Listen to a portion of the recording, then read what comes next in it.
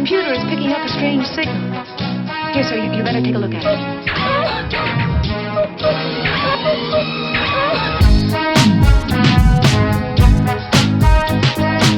Hello, and welcome to episode 142 of Life Through a Prism with your host, Rob Tierney. In this episode, we're going to look at pop culture. If you were going to see a movie and you heard the director say, "Not sure why Lucasfilm decided to make a Mandalorian movie," I would be a bit worried about that, but that is what Jon Favreau said recently. The article we are going to look at is from geeksandgamers.com, entitled "Jon Favreau Admits He's Not Sure Why Lucasfilm Decided to Make a Mandalorian Movie," written by Marvin Montenaro, dated May 19, 2026. After years of Lucasfilm announcing and shelving Star Wars theatrical projects, the movie that finally made it to the finish line was not a Rey film, a Rian Johnson trilogy, or Kevin Feige's now abandoned entry into the galaxy far, far away. Instead, Disney chose The Mandalorian and Grogu as a franchise's return to theatres. Why? Well, we don't know. And the strangest part is even director Jon Favreau apparently isn't entirely sure why. In an interview with Games Radar, Favreau openly admitted uncertainty surrounding Lucasfilm's decision to transition The Mandalorian from Disney Plus television into a theatrical release. "I'm not sure what, exactly, why we were asked to do this," Favreau admitted. That quote alone is raising eyebrows among fans already questioning whether the upcoming film needed to exist in the first place. Jon Favreau suggests Grogu was the real reason. While Favreau admitted confusion over Lucasfilm's decision-making, he also offered his own theory for why the Mandalorian and Grogu movie became Disney's chosen theatrical comeback vehicle. I suspect it was because these are characters that people, even who hadn't seen Star Wars, may be aware of, especially Grogu, he said. Baby Yoda was everywhere. That statement is revealing for several reasons. Favreau doesn't point to overwhelming demand for a cinematic continuation of Din Djarin's story. He doesn't mention a groundbreaking script, massive fan excitement, or an epic theatrical vision. Instead, the central selling point appears to be Grogu's viral popularity from 2019. So it wasn't demand or a story that needed to be told on the big screen, just baby equals cute. That has fueled criticism that The Mandalorian and Grogu may be less about storytelling and more about leveraging one of Disney's most marketable characters before the Baby Yoda phenomenon completely fades from public consciousness. Did this story need to be a movie? That's become the central question surrounding the project.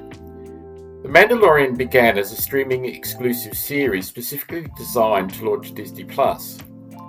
In many ways, it succeeded brilliantly at the time.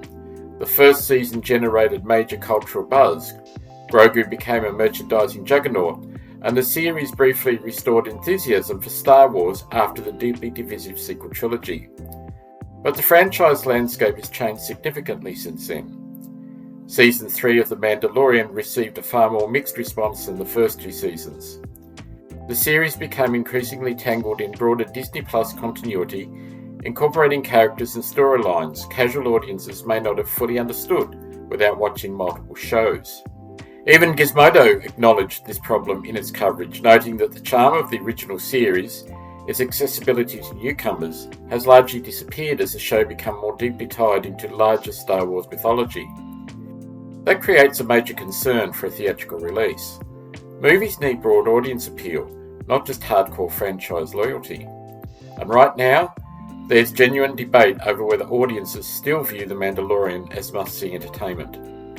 The Disney Plus cost theory.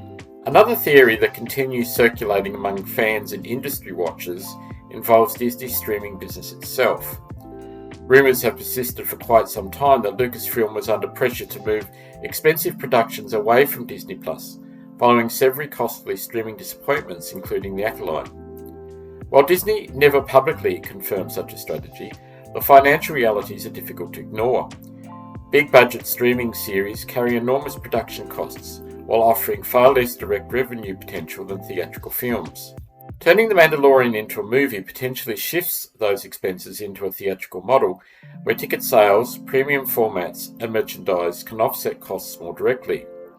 Favreau himself indirectly referenced the show's importance to Disney Plus in the same interview. These are two characters that we used to launch Disney Plus, and we made no assumptions when the Mandalorian TV show came on that anybody had seen any Star Wars before, he said. That statement highlights how closely tied The Mandalorian has always been to Disney's streaming ambitions, but transitioning a streaming success that's past its prime into a theatrical blockbuster is far from guaranteed. Lucasfilm is betting on familiar faces. Favreau also made it clear Lucasfilm sees Grogu and Din Djarin as gateway characters for a new audience. I think there's an opportunity to present Star Wars to a new audience, using these characters as well, the director who launched the Marvel Cinematic Universe noted. That may ultimately explain why the Mandalorian movie became Lucasfilm's theatrical priority. The studio appears to believe Grogu remains one of the few universally recognisable and broadly marketable modern store creations. That may ultimately explain why the Mandalorian movie became Lucasfilm's theatrical priority. The studio appears to believe Grogu remains one of the few universally recognisable and broadly marketable modern Star Wars creations.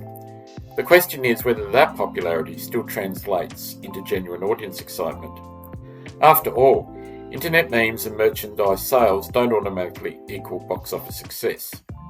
And with reports already suggesting The Mandalorian and Grogu could open below previous Star Wars theatrical entries, the pressure on Lucasfilm is enormous. Disney spent years trying to repair damage done to the franchise after the rise of Skywalker, divisive Disney Plus projects, and declining cultural enthusiasm. Now the company is betting its theatrical future largely on a green puppet and nostalgia for a streaming show that peaked years ago. Whether audiences believe that's enough to justify a movie ticket remains to be seen, but apparently even the film's director doesn't know why The Mandalorian had to become a movie. Do you think that this should have been a movie or television series, or not at all? Would love to hear what you think. Let's have a conversation. Till next time, take care, and bye for now.